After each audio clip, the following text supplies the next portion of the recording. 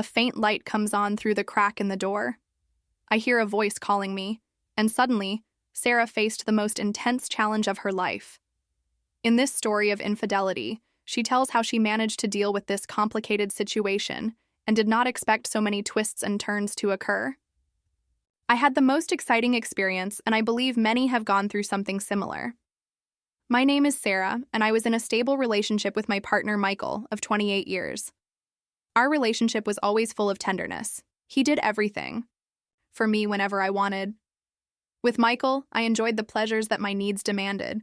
He had worked in an electronics store in Chicago for years and earned quite a good living, accumulating his commissions.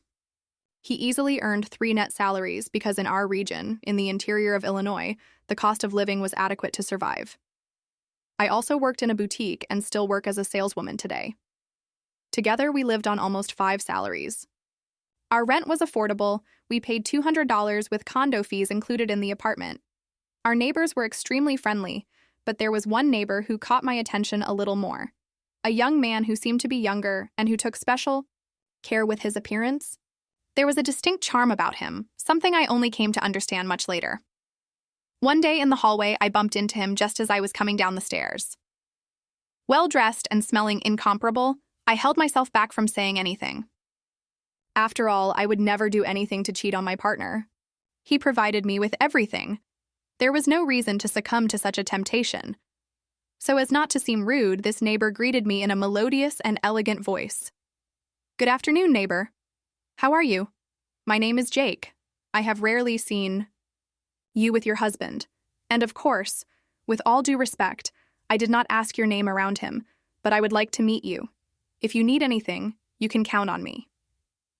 At that moment, I felt a softness in his words.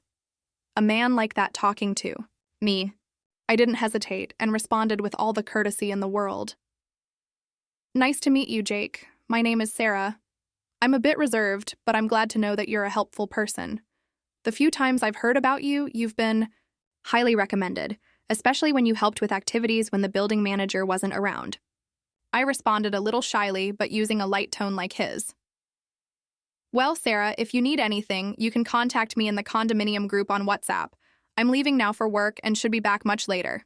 Bye and see you later," he said, winking discreetly with his right eye. I gave a discreet smile and let it go. That day, the next day, before leaving for work, I told my husband about the brief encounter with the neighbor in the hallway. I told Michael, because I never hid anything from him. Our communication was very transparent. He also shared countless times about his coworkers, and I never worried about it. Michael had a slightly strange expression on his face. I don't know if it was disdain or if he suspected something. I remember that this expression lasted about 2 seconds, and then he smiled and said, "So, Sarah, he's a guy who really helps. I saw his work at the gate the day there was a problem and the building manager wasn't there to fix it. So, how was your conversation?" I explained that the conversation didn't last more than 2 minutes. Jake just introduced himself and said he would be available for whatever we needed, wanting to maintain a good relationship in the condominium. At that moment, I could tell that Michael was a little skeptical, but he didn't worry too much because he knew that everything I was saying was the purest truth. 3 weeks went by and I hadn't seen Jake in the hallway for a while. It was a Friday and I got up early, as usual, had coffee with my husband and left for work. We had 2 motorcycles so we could get to work faster, which was close to the city center. Michael left first to do his work at the electronics store and organize things. He told me he would be much later because he had to clean up some areas with new orders from customers and wouldn't be back until around 9 p.m., and so he did. He left, and after about 30 minutes, I left too.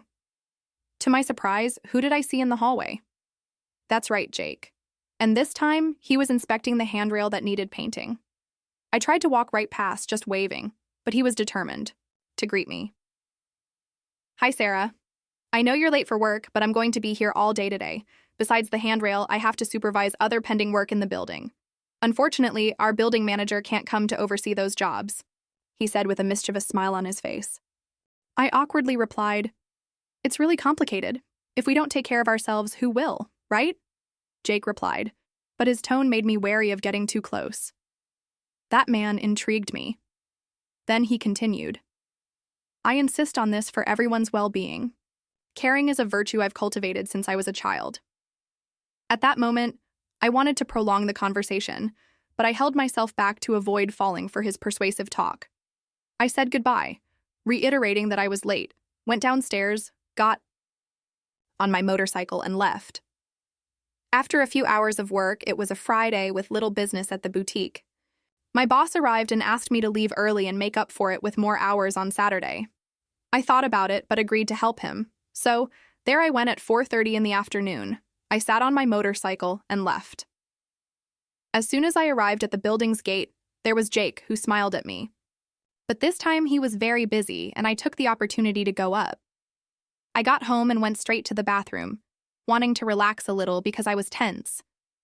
I didn't want to come back early that day. And unfortunately for me, the shower was broken.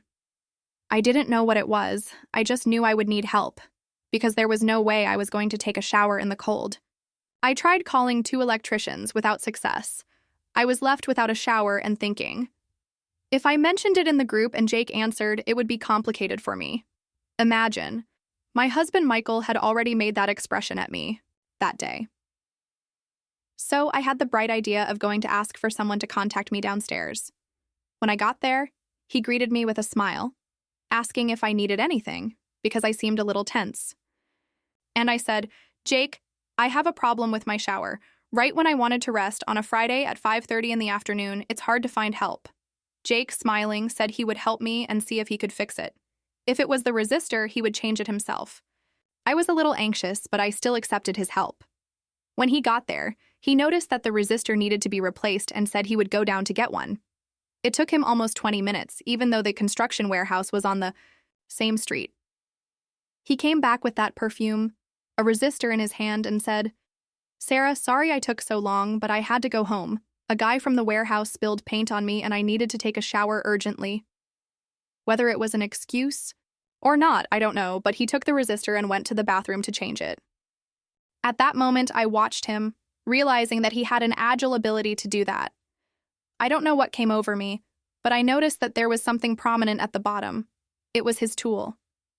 I started to feel hot and went to get a glass of water to calm down. I couldn't help myself, and I approached him to ask about the job. He was standing on a stool, and I was looking at it with an unusual thirst. I had never seen anything like that size. I couldn't control myself. He noticed me approaching and allowed me to get closer to the tool. I took it out, and to my surprise, it was an impressive 23 centimeters thick. I didn't even need to measure it.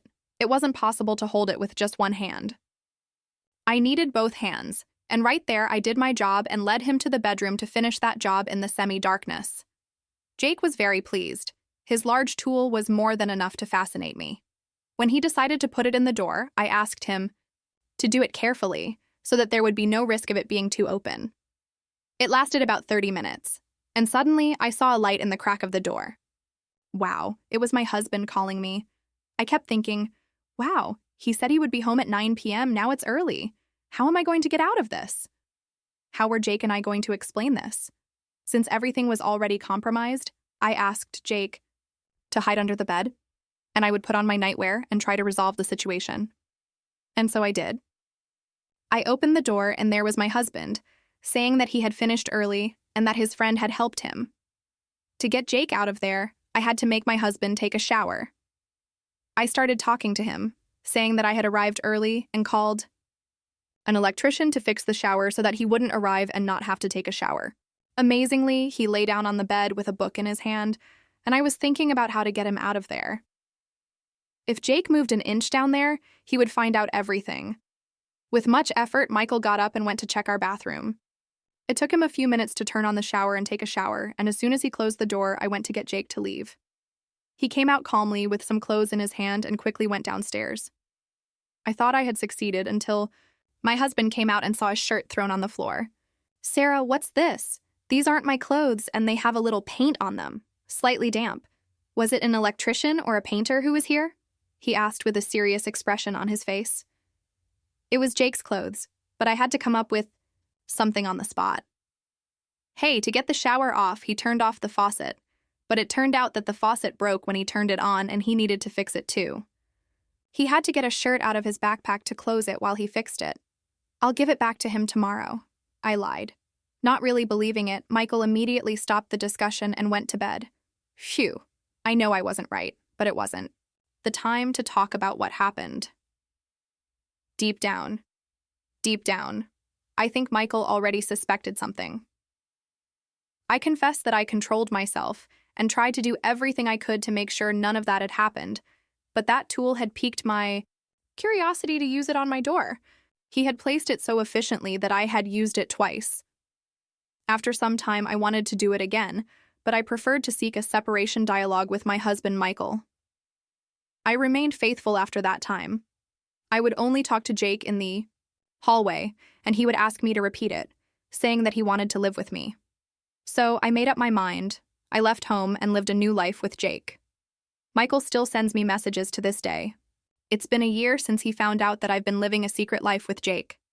I may even be living an illusion today, but one thing I didn't want was to continue that charade with Michael. So what did you think of Sarah's story? Leave your comments below.